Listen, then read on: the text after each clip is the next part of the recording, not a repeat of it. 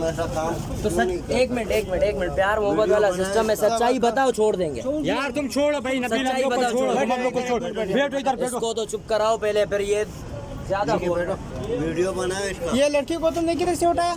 नहीं अब्बास, ये तुमने मार्केट क्यों लाया? मेरे को यार बगदादी से मिला, ये मार्केट लाया तुमने। बैठो बैठो बैठो इधर बैठो बैठो, जो बोल रहे हो वो करो। बैठो बैठो खड़ा रहता है। को हटाओ यहाँ से। बैठो, तुम बैठो इधर बैठो बैठो। स्नैक दादा सुसुला स्नैक कार्ड दे इसका। हाथ हटाओ।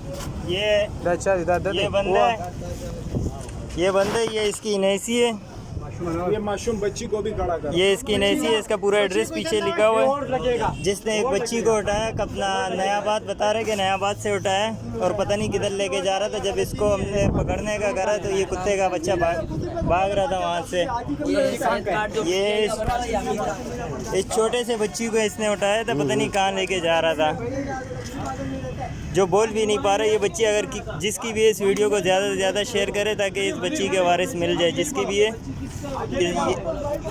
इसके जो है वारिस आ जाए। ये ली मार्केट दूध मंडी में जो है हमारे पास है।